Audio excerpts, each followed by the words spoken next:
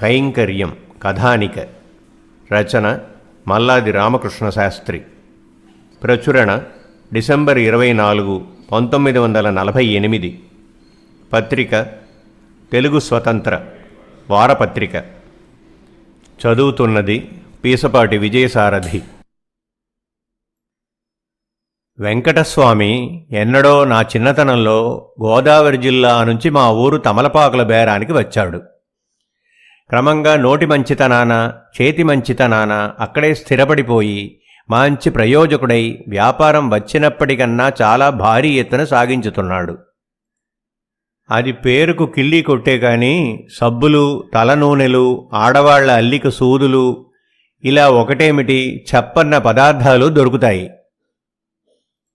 ఊళ్ళో ఏ కారుకు ఆ కారు ఏదో రూపేణా ఆ దుకాణంతో అవసరం ఉండనే ఉంటుంది. అక్కడ దొరికే సోడా ఊరు మొత్తం మీద ఎక్కడా దొరకదు. ఇక వెంకటస్వామి కిళ్ళీ అంటే జగత్ప్రసిద్ధి. కాంగ్రెస్ మంత్రుల్లో కొంతమంది అక్కడికి విచ్చేసినప్పుడు దాన్ని సేవించడము, స్వదస్తూరిన యోగ్యతాపత్రాలు ప్రసాదించడము కూడా జరిగింది. వాటన్నింటికీ చక్కని ఫ్రేములు కట్టించి నలుగురి కంటా పడేటట్టు కొట్లో అమర్చాడు. వెంకటస్వామి పచ్చి కాంగ్రెస్ వాది. ఖద్దరు తప్ప మరొకటి ఏదీ కట్టడు. కట్టకపోవడమే కాదు, కొట్లో అవసరాల కన్నా మరో గుడ్డ వాడడు. తమలపాకులు తొడవటానికి, కొట్లో దుమ్ము దులపడానికి ఎందుకైనా శుద్ధ ఖద్దరే. ప్రొద్దున్నే కొట్టు తెరిచి తెరవడంతోనే మహాత్ముడి బొమ్మకు ఆరతి ఎత్తుతాడు. తత్తిమా ప్రముఖ దేశ నాయకుల పటాలకి యథాశక్తి చేయి చూపించి 1, 6 పువ్వు ప్రతిపటన్నెత్తినా గుచ్చుతాడు. ఆ కలాపం అంతా అయితే గాని బేరం ఇవ్వడు. ఎక్కడ కాంగ్రెస్ మీటింగ్ అయినా నడుం కట్టుకు ఉరుకుతాడు. కాంగ్రెస్ వారు చందాకంటూ వస్తే తృణమో పణమో సమర్పించుకోకుండా ఉండడు. వెంకటస్వామి అంతేకాదు, మంచి మనిషి, మర్యాదస్తుడు. ఇలాంటి వాడిని ఉన్నట్టుండి పోలీసులు అరెస్టు చేసి తీసుకుపోయినారని, కొట్టంతా సోదా చేసి కొంత దొంగ దినుసు కూడా పట్టుకున్నారని ఓనాడు తెల్లవారేసరికి ఊరంతా గుప్మన్నది. ఎవరికీ నమ్మశక్యం కాకుండా ఉన్నది. నిషేధం అమలులోకి వచ్చినప్పటి నుంచి అక్కడక్కడా సోడాకాయల ధరలు విపరీతంగా పెరిగిపోయినాయి. కొన్ని దుకాణాల్లో వాడికి అయిన వాళ్లకు గుట్టు చప్పుడు కాకుండా మంచి ఘాటైన రూపాయి సోడాలు దొరుకుతున్నాయి. అలాంటివి అడపాదడపా గట్టు బెడిసి బట్టబయలవుతున్నాయి. కానీ వెంకటస్వామి ఏమిటి ఇందుకు ఒడిగెట్టడమేమిటి? ఉన్నట్టుండి ఇంతకాలం నుంచి లేనిది ఇప్పుడే పాపిష్టి సంపాదనకు అవసరం ఏం వచ్చింది? ఉన్న సంపాదన అతనికి ఎక్కాదక్కా కాగా ఏదో దానం ధర్మం అంటూ కూడా చేస్తూ ఉంటాడే. ఎందుకు ఇలా విపరీత బుద్ధి పుట్టింది? రిమాండ్లో ఉండగా ఎందరో ఎన్ని విధాలో కదిపి చూశారు. మనిషి ఏమన్నా బయటపడతాడేమోనని. వెంకటస్వామి చిరునవ్వు తప్ప ఎవరడిగినా ఏమీ సమాధానం ఇవ్వలేదు. మ్యాజిస్ట్రేటు దగ్గర కేసు విచారణకు వచ్చింది. ఆ పూట ఊరంతా అక్కడే ఉంది. ఇప్పుడన్నా వెంకటస్వామి ఏదో ఒక సమాధానం చెప్పి తీరవలసిందేగా. ఆ కోర్టులో న్యాయపీఠం వేసుకున్న అధికారి మొదలు హాజరు అరిచే డవాల్తీ వరకు అందరూ వెంకటస్వామి కొట్లో తరచూ దాహం తీర్చుకునేవారే, తాంబూలం పుచ్చుకునేవారే, ఇచ్చింది పుచ్చుకుని కొసరు అడిగి నములుతూ పలుకరించి లోకాభిరామాయణంలోకి దిగేవారే. అందరికీ వెంకటస్వామి కావలసిన వాడే తల్లో నాలికే. నేరం రుజువు అయ్యే వరకు ముద్దాయి పెద్ద మనిషి క్రిందే జమ అని ధర్మకాండ సుడుసూత్రాలలో ఒకటిట. బోను దగ్గరకు చేర్చేటంతవరకు అందరూ వెంకటస్వామిని మర్యాదగానే చూస్తున్నారు. బోనెక్కి వాంగ్మూలం ఇస్తోన్న నిషేధపు ఇన్స్పెక్టరు సైతం నిందితుడిని ఉదాహరించడంలో మాట మాత్రమూ పొల్లుపోకుండానే తన భోగట్టా యావత్తూ కోర్టువారికి శృతపరిచాడు. మ్యాజిస్ట్రేట్ అంతా విని వెంకటస్వామిని పరకాయించి, చెప్పినదంతా విన్నావు కదా, ఇందుకు ఏమంటావు అని బ్రతిమాలుకున్నట్టు అడిగాడు. వెంకటస్వామి చిరునవ్వుతో పెదవి విప్పకుండా ఊరుకున్నాడు. మద్యపాన నిషేధ చట్టం క్రింద నీవు నేరం చేసినట్టు సాక్ష్యమంతా విన్నావు కదా, నీవు చెప్పవలసినది ఏమన్నా ఉంటే నిర్భయంగా చెప్పుకోవచ్చు. ఇందుకు వెంకటస్వామి ఏమీ మాట్లాడలేదు. నీవు ఇలా మౌనంగా ఉండటం నేరాన్ని అంగీకరించినట్టు పరిగణించబడుతుంది. నీవు మనవి చేసుకోలేకపోతే నీ తరఫున వాదించేందుకు ఎవరికైనా వకాల్తీ ఇవ్వు, వాయిదా ఇస్తాను. మ్యాజిస్ట్రేట్ ఇంకా సాయలా పాయలాగానే చెబుతున్నాడు, చిరాకు పడుతున్నా. నాకు వకీలెందుకండి? నేను వాదించేదేముంది బాబూ? మీ సమక్షంలో నాకు అన్యాయం ఎందుకు జరుగుతుంది?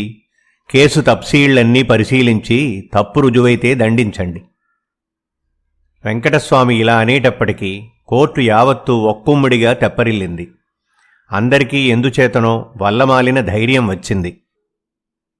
మ్యాజిస్ట్రేటు కూడా అతి ప్రసన్నంగా, నేను అడిగే ప్రశ్నలకి సమాధానం చెప్పు వెంకటస్వామి అంటూ ప్రశ్నించినట్టు పలుకరించాడు. వెంకటస్వామి వినయంగా తలమొగ్గి, అలాగే బాబు, సెలవియ్యండి అన్నాడు. ప్రశ్నలు జవాబులు ప్రారంభమైనాయి. ఈ సీసాలన్నీ నీవేనా? అవును. దొంగసారాయి వ్యాపారం నేరమని నీకు తెలుసునుగదా? తెలియకేం బాబూ, మునుపైన ప్రభుత్వానికి చెల్లించే ముడుపు ఎగవేసి దొంగ వ్యాపారం చేయడం నేరమే. ఇప్పుడు దొంగతనంగానైనా అమ్మడానికి వీల్లేదాయను. నీకు ఈ సరుకు ఎక్కడిది? సొంతం బాబూ, నేనే బట్టి పెడుతున్నాను. మరొకరికి ఆ వాటం చేత కాదు. మన దగ్గర ఏ సరుకు నాసిది ఉండదు కదా. విన్నవాళ్లందరికీ వెంకటస్వామికి తప్పక మతిపోయి ఉండాలని నికరమైంది. ఎన్నడూ ఏ అపకారానికి పోని మనిషి ఇప్పుడు ఇందులో దిగడమేమిటి? లోకం పారజూసి అనువుగా మెలగనేర్చిన మనిషి గుంజాటన లేకుండా చేసిన అపరాధం ముక్కుకు సూటిగా ఒప్పేసుకోవడమేమిటి? ఎంత తెలివి మాలినవాడైనా వెనుక ముందు పారజూడకుండా ఇలాంటి వాటికి దిగడే. దిగిన 1,00,000 కాపులు ఉంచుకుని కంఠం మీదికి తెచ్చుకోకుండా మెలుగుతాడే. ఇతగాడు ఇలా ఊబిలోకి దిగబడిపోయినాడే. ప్రతివాడికి తల తీసేసినంత పని అయింది. ఇన్నాళ్ల నుంచి కళ్ళు మూసుకుని నేను మడిగట్టుకున్నవాణ్ణని నమ్మారు గదా, చూసుకోండి మీ తెలివి ఎలా తెల్లవారిందో అని ప్రతివాణ్ణి వెంకటస్వామి కంట్లో వేలిపెట్టి పొడిచినట్లు అనిపించి ఎవడి తెలివి తక్కువకు వాడే మనసులో కత్తి నూరుకున్నాడు. కోర్టును కమ్మిన మొత్తం చూపులు రంపకోతగా వెంకటస్వామిని రాచుకుంటున్నాయి. అతడు మాత్రం ఎప్పటి నవ్వే నవ్వుతున్నాడు. ఆ నవ్వు మునుపైతే మామూలు మర్యాదలో జమ. ఇప్పుడు ఇన్నాళ్ల నుంచి చులాగ్గా అందరినీ వట్టి వెధవాయల క్రింద కట్టి చులాయించుకుపోయిన దేవాంతకంగా అసలు గుట్టు వెళ్లబోసుకుంటూ ఉంది. కోర్టు ఒక్క నిమిషం సేపు పరమనిశ్శబ్దంగా ఉంది. మ్యాజిస్ట్రేట్ శిక్ష విధించడానికి కాగితం మీద పెట్టింది చదవడానికి గొంతు సవరించుకున్నాడు. ప్రాసిక్యూషన్ తతంగం నెగ్గించిన ఇన్స్పెక్టరుకు జయించామన్న సంతోషము, ఇదే మొదటి కేసు, పట్టుబడ్డవాడు మన వెంకటస్వామి అనే విచారము నవ్వాలో ఉసూరుమనాలో తెమలని తికమకగా ఉంది. ఫలానా సెక్షన్, ఎన్నో క్లాసు దాఖల నీవు నేరము చేసినట్టు రుజువైనందున మ్యాజిస్ట్రేట్ గొంతున పచ్చి వెలగకాయ చిక్కుకున్నట్టు మాటలు కొరబోతున్నాడు. అయ్యా, నాదో మనవి ఉంది. వెంకటస్వామి కాంగ్రెస్కు జై కొట్టే గొంతు ఎత్తాడు. మ్యాజిస్ట్రేట్ చేతనున్న దండశాసనం మేజా మీదకు ఆంచి సులోచనాలు ఎగసన త్రోసుకుని ఇటు చూసి మౌనంగా పంకించాడు. ఇన్స్పెక్టర్ ఉలికిబడి యథాలాభంగా లేచి నిలుచుని ఎదుటి అధికారి కంటబడ్డప్పుడు సలాం కొట్టే సన్నాహమల్లే కాళ్లు ధట్టించి అంతలో తెప్పరిల్లి నిలుచున్నది తాను కాదన్నట్టు చతికిలపడ్డాడు. కోర్టు అంతటా మాటలు స్ఫుటంగా వినరావడం లేదు, కానీ అందరూ కలిపి గబగబా కూడబలుక్కుంటూ ఉన్నట్టు చెవికి అందని ఏదో రొదగా ఉంది.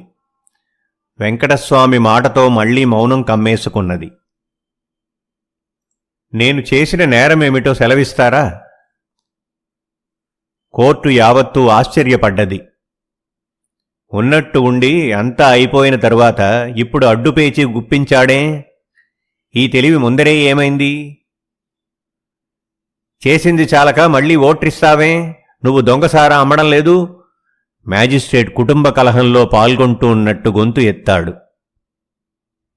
అని ఎవరన్నారు బాబూ? రుజువైందికా? ఎలా బాబూ, అది సారా అని రుజువెలా? మ్యాజిస్ట్రేట్ ఏం మాట్లాడలేదు. ఇన్స్పెక్టర్ ఉరికినట్టు లేచి నిలుచున్నాడు. అది సారాయే సార్ అని ఘోషించాడు. ఏమిటి నిదర్శనం బాబూ? మూగిన వాసన వస్తోందనా? కొన్ని చవకరకం సెంట్లు చెడిపోతే అలాగ్గానే ఉంటాయి బాబూ. మీకు గాని మ్యాజిస్ట్రేటు వారికి గాని ఆ సరుకు గుణం కనిపెట్టే అభ్యాసం ఉన్నట్టు నేను ఎన్నడూ వినలేదు. పాత కాపుకెవరికన్నా పట్టి చూడండి. అవునంటే నేను అనేది ఏముంది? కోర్టు మొత్తం మీద త్రాగుతానని ముందుకు వచ్చినవాడు ఒక్కడూ లేడు. పోలీసు శాఖ ఊరంతా గాలించి ఎవరినో ఓ తలకు మాసిన వాడిని బ్రతిమాలుకుని ఓ గంట సేపటికి హాజరు పెట్టింది. వాడు ఓ సీసా గుటగుటా త్రాగి, ఇది సారా కాదు. ఇంత నిప్పంటి సరుకు కల్తీ లేకుండా నేను పుట్టి బుద్ధిరిగిన తరువాత చూడలేదు. కడుపులో చల్లగా ఉంది, నిద్రొస్తోంది. ఇలా అంటూనే వాడు తూలుతూ తూగుతూ అక్కడే నిద్రపోయినాడు. బండ నిద్రపోతున్నాడు. ఎంత కొట్టుకున్నా లేవడు. వాడిని అలాగే ఆస్పత్రికి పంపించివేశారు. అది సారా కాకపోతే మరో ఇంగ్లీషు పేరున్న పదార్థం ఏమన్నానా? అది అలవాటున్న పెద్ద మనుష్యులు గొంతారా పరీక్ష చేసి ఉండవలసిన సద్గుణములన్నీ ఉన్నాయి కానీ ఇదమిత్తమని మటుకు ఖండితంగా చెప్పలేమన్నారు. ఇలా కాగా చేసేది లేక విచారణ వాయిదా వేసి మిగిలిన ఒక్క సీసా పరిశోధన నిమిత్తం ప్రభుత్వము వారి నిపుణుడికి పట్నం పంపించి వేశారు. వెంకటస్వామిని జామీను మీద విడుదల చేద్దామా వద్దా అనే ఆలోచనలోనే ఉంటూ ఉండగా మూడో నాటికల్లా పట్నం నుంచి మేజిస్ట్రేటుకు తంతి వచ్చింది. కేసు కేంద్ర ప్రభుత్వానికి వప్పగింత చేయడమైందని, కనుక విచారణ యావత్తు భర్తరఫు చేసి సదరు నిందితుడిని కఠిన నిర్బంధంలో ఉంచవలసిందని, ఎవరితోనూ మాట్లాడనీయవద్దని. ఈ ఉత్తర్వులు ఇక్కడి అధికారులకు ఎవ్వరికీ అర్థం కాలేదు. వివరణ కోసం పైకి మనవి చేసుకున్నారు. జవాబు లేదు. కానీ మూడో నాటికల్లా అటు ఢిల్లీ నుంచి కొందరు పెద్దఫాయ అధికారులు బందోబస్తు కోసం మామూలు దుస్తుల్లోనే ఉన్న మరో కోర్జం మంది వ్యోమ మార్గాన వచ్చి ప్రాలారు. స్థానిక అధికారులకు ఇదంతా చూడగా మండుకు వచ్చింది. తాము పట్టుకున్న కేసు తమ చేజేతులారా రుజువు చేయబోతున్న కేసు పైవాళ్లు ఇలా ఎగదన్నుకుపోవడం ఏమిటని. అది కాదయ్యా, ఈ నేరానికి జపానుకు సంబంధం ఉంది. ఈ మత్తు పదార్థం జపాను తయారీ అని నిపుణులు తేల్చారు. ఇలా ఎన్ని చోట్లకు ఇది వ్యాపించిందో, జపాను గూఢచారులు దేశంలో ఎల్లా నిగూఢంగా ఏ మాసికలు వేస్తున్నారో ఇది కీలకం. ఈ తీగ కదిలించి డొంకంతా కదపాలి. వీడి చేత గూఢచారులు ఆరాలు పలికించాలి, పట్టుకోవాలి. దేశం మొత్తం మీద చిక్కం విసిరి బుచ్చులు చేతపట్టు కూర్చుంది మన ప్రభుత్వం అంటూ ఓ పై అధికారి విసుక్కుంటున్నట్టు, జబ్బ చరుచుకుంటున్నట్టు ఆంతర్యం వెల్లడించాడు స్థానిక దండనాధ్యక్షుడికి. అందరికీ రోషం, ఆశ్చర్యం వేసింది. వెంకటస్వామి దేశానికే ముప్పు తలపెట్టాడా? జపాను వాళ్లతో కలిసి కొందరు దేశద్రోహులు మళ్లీ శాంతి భద్రతలకు భంగం తీసుకురా యత్నిస్తున్నారా? మ్యాజిస్ట్రేట్ థామసన్ చిక్కబట్టలేక ప్రత్యేకం చెరసాలలో వెంకటస్వామిని దర్శించి మామూలు పౌరుడెల్లే, ఇంత ద్రోహం తలపెట్టావే, ఇదేనా నీ కాంగ్రెస్ సేవ అంటూ తనకు వేసిన అసహ్యం అంతా చదివాడు. వెంకటస్వామి ఏమాత్రమూ నొచ్చుకోకుండా, అంతే బాబూ, ఖండాంతరాల్లో ప్రఖ్యాతికెక్కే దేశద్రోహుల్ని ఒక్క కాంగ్రెస్ తప్ప మరే సంస్థ తయారు చేసిందండి. మ్యాజిస్ట్రేట్ ఇది తప్పుడు మాట అని గద్దించాడే కాని ఎలా తప్పించుకోవాలో తెలియక యావత్తు సర్వీసులోనూ ఎన్నడూ కాంగ్రెస్ అంటే అభిమానం చూపించవలసిన అగత్యం రానందువల్ల, సరే నీ కర్మం నీది అన్న చూపుతో చేతులు దులుపుకున్నాడు. హేమాహేమీలందరూ వెంకటస్వామిని పట్టుకుని నిగ్గదీశారు. అతనికి జపానికి ఉన్న లావాదేవీ తేల్చాలని అన్నహారాలు మాని, కంటిమీద కొనుకు మాని రాచి రంపాన పెట్టారు. చేసిన నేరం చెప్పేసి గుట్టు బయటపెడితే తనకు మాత్రం ఏ యావజ్జీవ ఖైదుతోనో పోయేటట్టు శాయశక్తులా కనికరిస్తామని అభయమిచ్చారు. సరే చెబుతానన్నాడు వెంకటస్వామి. కాగితం కలం అందిపుచ్చుకుని తెలుగులో వ్రాసి ఇచ్చాడు. తెలుగు వచ్చిన అధికారి అది చూసి ఉప్పెన వచ్చినట్టు పకాల్మన్నాడు. వెంకటస్వామి ఉత్తర క్షణంలో విడుదల అయినాడు. ఊరంతా మరీ బిత్తరపోయింది. ఎలాగో తెలిసిన ఒకరో ఆరో స్వగతంగా నవ్వుకున్నారు. ఈ గుట్టు వెల్లడి అయితే పెద్ద హోదాల వాళ్ల ఆబోరు దక్కదని గోప్యంగానే ఉంచాడు వెంకటస్వామి. గవర్నర్ జనరల్కు మాత్రం ఒక విజ్ఞప్తి అనుపుకున్నాడు. అందులో ముఖ్య విషయం, ప్రభుత్వం వారు మద్యపాన నిషేధం ప్రసాదించినంత మాత్రాన దేశం నిమిషంలో సుభిక్షంలోకి వ్రాలదు. త్రాగుడు మానేసి కాఫీలు టీలు త్రాగమని ఎంత ప్రచారం చేసినా ఆ ఘాటు నిషాలకు అలవాటు పడ్డ ప్రాణి నీటితో పెదవులు కాల్చుకోడు. కనుక వాళ్ల జిహ్వకు అలవాటు పడ్డ గుణాలన్నీ ఉండి కేవలం ఒక మత్తే కాకుండా సత్తువ కూడా ఇచ్చే పదార్థం అయి ఉండాలి. అది పేదకు బిక్కికి అందుబాటులో ఉండాలి. అయితే ఈ చిదంబర రహస్యం బట్టబయలు చేసి ఇలా నిత్యము పుచ్చుకోమని పురమాయిస్తే ఓష్ ఇదేనా అని ఏ ఒక్కడో కూడా దాన్ని సేవించడని ఇలా గోప్యంగా ఖర్చు మొత్తం నేనే భరించి యథాశక్తి ప్రభుత్వం తలపెట్టిన ఉద్యమానికి ఉడతాభక్తి చేస్తున్నాను. ఇది సాంగంగా పరిశీలించి మీ దీవెనలు తమ కార్యదర్శి ద్వారా ప్రసాదించమని వేడుకుంటున్నాను. సర్వజ్ఞులైన తమకు నేను తర్వాణి గుణగతాల్ని ఇంతకు మించి మనవి చేయనక్కరలేదని సెలవు అందుకుంటున్నాను.